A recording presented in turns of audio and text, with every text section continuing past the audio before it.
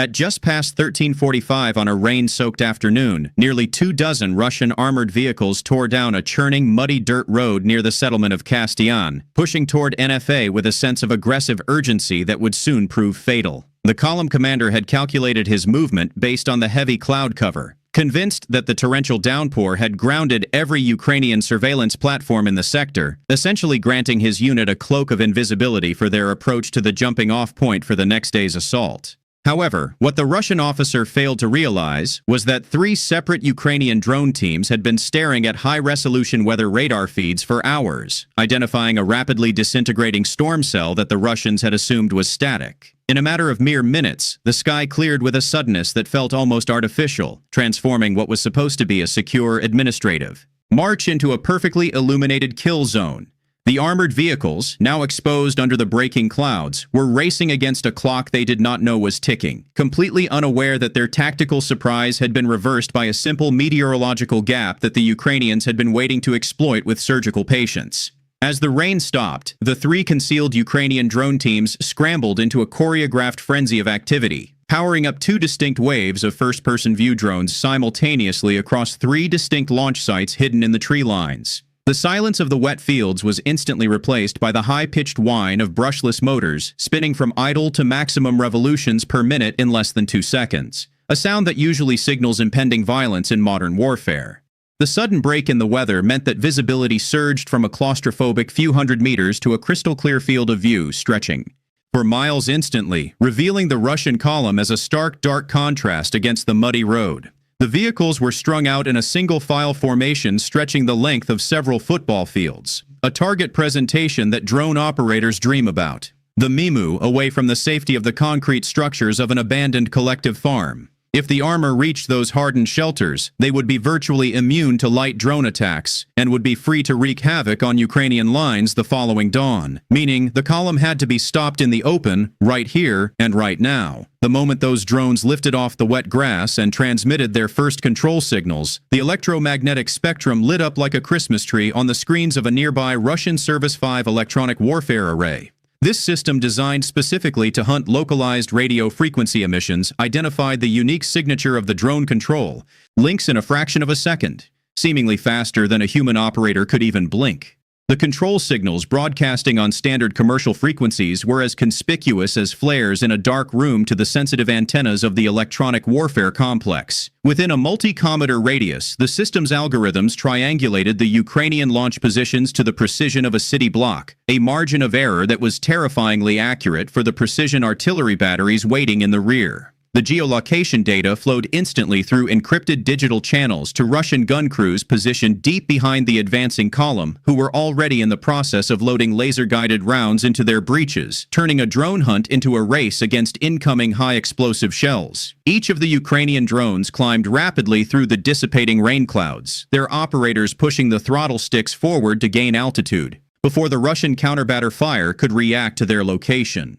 However, climbing high meant exposing their radio signatures above the terrain masking, the natural valleys and ridges that usually blocked radar returns, and putting them directly in the line of sight of a Russian Orlan 30 reconnaissance drone loitering a mile overhead. The Orleans camera pod immediately swung toward the fresh launch signatures, its sensitive infrared sensors picking up the minute heat blooms generated by the operator's equipment, despite their use of thermal blankets.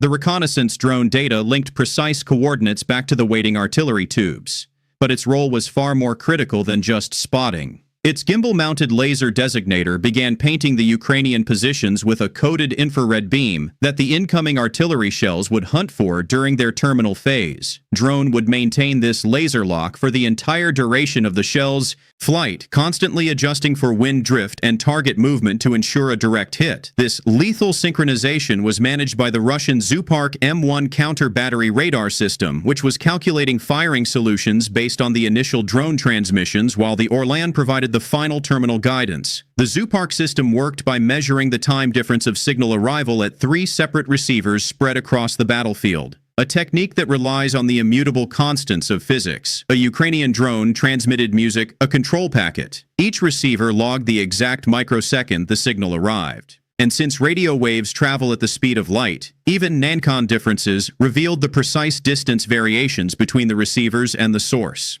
These three receivers created intersecting geometric line that pinpointed the transmission source like a mathematical crosshair, feeding coordinates into the fire control network. Within less than 2 minutes, guided artillery rounds would impact these coordinates with enough explosive power to collapse any bunker not built from reinforced concrete, and the Ukrainian positions dug hastily into the earth and reinforced only with timber offered zero protection against such precision.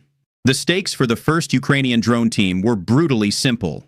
Hand off control of their airborne drones to the next team and run for their lives, or stay on the controls and get vaporized by the incoming volley. They initiated the complex transfer procedures to the second team, while the Russian-guided rounds were already arcing through the sky. Massive shells with laser seekers adjusting their trajectory in the final seconds of flight to follow the Orlan's invisible beam. The drones under their control switched to a global positioning system waypoint following mode, creating a terrifying vulnerability window, where the aircraft flew blind while the control frequencies synchronized with the new operators nearly a kilometer away. Several seconds at highway speeds meant over 100 man-hours of unguided flight where a gust of wind or a signal glitch could send them smashing into the ground. If the handoff failed, the attack force would be reduced significantly before the engagement even began, wasting valuable munitions and and alerting the convoy for nothing. The electronic handoff completed with a split-second margin to spare. The green connection lights flashing on the second team's controllers, just as the first team sprinted through the wet wheat stubble carrying heavy equipment bags behind them. The bunker they had occupied just moments ago erupted into a geyser of earth and splintered wood as the laser-guided shells found their mark moments after the team had evacuated. On the Russian side, the column's defenses were waking up. The BMPT Terminator support vehicles were tracking multiple air contacts on their radar. These specialized urban combat vehicles packed dual 30mm automatic cannons, automatic grenade launchers, and anti-tank missiles, providing enough firepower to theoretically create an impenetrable anti-drone umbrella over the entire column. Their turrets elevated rapidly as the drone signatures populated their threat displays, the mechanical whine of their traverse gears, signaling that the element of total surprise had officially evaporated. The second Ukrainian team now found themselves controlling a massive swarm simultaneously. Music, which doubled their electromagnetic signature and made them an impossible-to-miss beacon for the Russian sensors. The Orlan 30 overhead immediately locked their new position with its infrared laser, while the electronic warfare suite detected the distinct signal spike that occurred when both operators transmitted during the handoff. The accuracy of the Russian triangulation tightened significantly, giving the second team a rapidly closing window before the next salvo of guided rounds arrived at their location.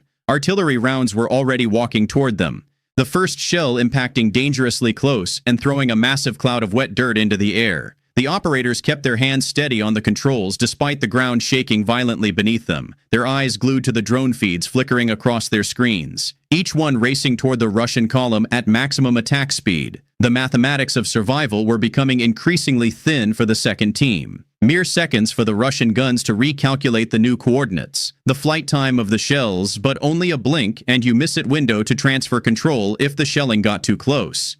The third team watched their frequency scanners with intense focus, their systems powered and ready to grab control the instant the second team had to bail out.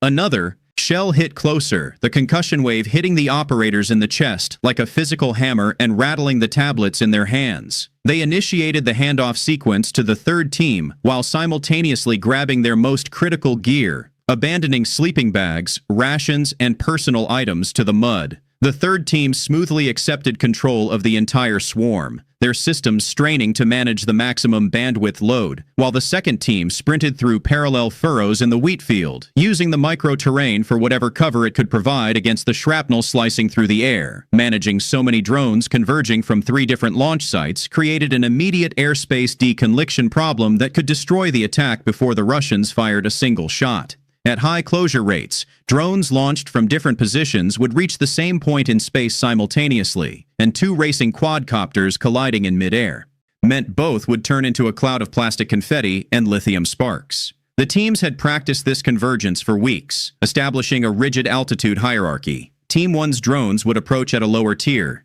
Team 2's at a middle tier, and Team 3's at the highest ceiling. This vertical separation was the only thing preventing a fratricidal disaster. The video feeds were degrading into static, meaning the operators could not see each other's drones and had to trust the blind choreography they had rehearsed. To complicate the nightmare, the approaching storm cell was now visible to the naked eye, a towering wall of rain advancing rapidly that would arrive over the target area in a handful of minutes. Lightning flickered within the dark mass, each strike generating a powerful electromagnetic pulse that could scramble the delicate control signals of the drones if they flew too close to the charged air. The window for. The attack was closing from both ends. Russian artillery was hunting the operators on the ground while the weather was squeezing the airspace from the sky. The drones had to reach their targets in the next 90 seconds, or the entire operation would fail as the rain returned to blind the cameras and ground the fleet. Battery levels had dropped to critical levels from fighting the increasing headwinds generated by the storm front, giving the pilots exactly one attack run with absolutely no possibility of a second attempt or a go-round. The Russian BMP-PT Terminators were built for exactly this scenario, designed to act as a meat grinder for aerial threats. But the Ukrainian operators knew the system had a fatal flaw in its fire control logic. The Terminator's computer prioritized threats by size and speed, constantly recalculating the engagement queue as new contacts appeared on the radar. With a swarm approaching simultaneously, the system stuttered, jumping its targeting lock between identical threats without completing the full engagement sequence for any single one. Worse, the turrets had limited traverse speeds, and the drones were approaching from 3 distinct vectors, forcing the vehicle to choose a sector while leaving its rear and flanks exposed. The fire control system, relying on older algorithms, could not decide which identical drone was the highest priority, so it spent more time slewing the turret back and forth than actually firing. The Ukrainians had synchronized their arrival specifically to exploit this processing bottleneck, flooding the sensor picture with more data than the onboard processors could handle in real time. Despite the saturation tactics, several units disintegrated when 30mm rounds detonated close enough, their plastic frames and electronics scattering across the wheat field as the airburst munitions did their job. But the bulk of the swarm survived the defensive fire and entered their terminal dive phase, the operators selecting specific impact points through the static fill video feeds. They targeted the gap between the turret and the hull, the delicate engine deck drills, and the spaces where the jury-rigged cage armor, those steel cop cages welded on top of the tanks, didn't quite cover the vulnerable spots. These were not random strikes, but surgical injections of high explosives into the mechanical vitals of the Russian armor. One drone found a gap in a tank's cage armor, detonating against the turret ring and jamming it in place.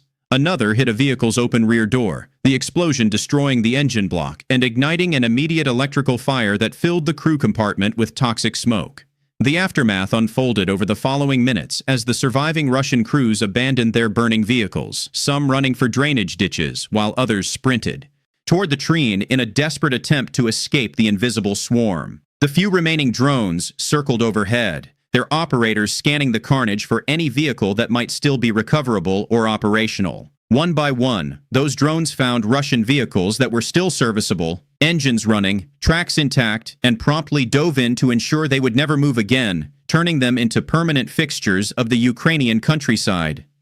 The Russian column, which had begun the hour as a threatening armored fist poised to strike, was now nothing more than a collection of nearly 24 burning wrecks strung out along a muddy road, destroyed by 3 teams of operators who were already packing up their gear and vanishing into the treine before the storm could catch them. As the storm front finally swept over the burning convoy, dousing the fires with a deluge of cold rain, the 3rd team's reconnaissance drone lingered just long enough to capture high-resolution imagery of the lead vehicle through the steam and smoke.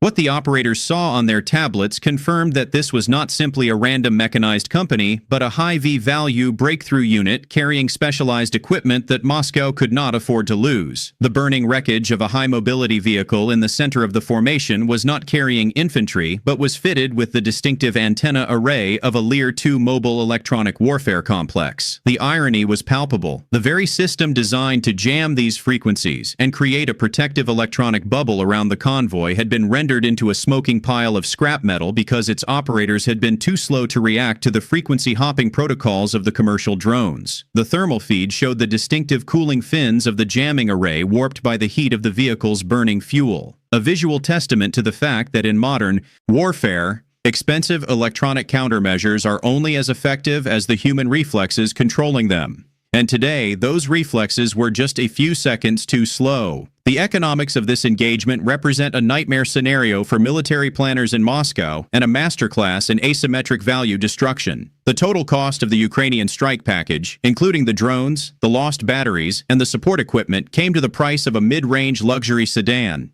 In exchange, they had effectively removed an entire mechanized combat group from the order of battle before it could fire a single shot in anger. The destruction of the armored vehicles, including the rare and expensive support platforms and the electronic warfare suite, represents a material loss exceeding tens of millions of dollars. That calculates to an astronomical return on investment in under 15 minutes. There is not a hedge fund manager on Wall Street who could generate those kinds of returns without going to prison. Yet, on a muddy road near Nivka, 3 teams of volunteers just accomplished it with consumer electronics and duct tape, proving once again that the cost of entry for destroying heavy armor has hit an all-time low. By the time Russian rescue crews finally reached the ambush site well after the engagement, the only thing greeting them was the crackle of ammunition cooking off inside the destroyed hulls, and the endless gray rain washing away the tracks of the attackers. The Ukrainian drone teams were already miles away, their equipment packed into civilian vans, blending into the local traffic as if they had never been there. They left behind no radar signature, no expensive infrastructure, and no casualties, only a decimated column that would require months to replace. The Russian artillery batteries continued to pound the empty wheat field for another hour, churning up mud and wasting thousands of dollars in shells on a position that was occupied only by ghosts. The engagement demonstrated the brutal new reality of 21st century combat. If you can be seen, you can be hit. And if you are hitting with cheap electric motors against multi-million-dollar engines, the math will always favor the hunter, who is not afraid to lose a few toys to kill a beast. Meanwhile, the Russian command loop, still operating on a lag caused by the shock of the attack, continued to execute a retaliation plan against an enemy that no longer existed. Artillery batteries positioned deep in the rear continued to pound the empty wheat field for another hour, churning up hectares of mud and wasting thousands of dollars in high-explosive shells on a position that was now occupied only by ghosts. Fire mission was a masterclass in futility. Heavy howitzers delivered a saturation bombardment that would have decimated a fixed infantry platoon, but against a mobile drone team that requires only 5 minutes to pack up and leave, it was simply an expensive landscaping project. This disconnect between the speed of the Russian kill chain and the agility of the Ukrainian operators highlighted a critical failure in doctrine. The Russians were fighting a war of static lines and heavy fires, attempting to destroy grid squares, while their opponents were fighting a war of precise moments, appearing only long enough to kill and then dissolving before the first counter-battery radar could even calculate a firing solution.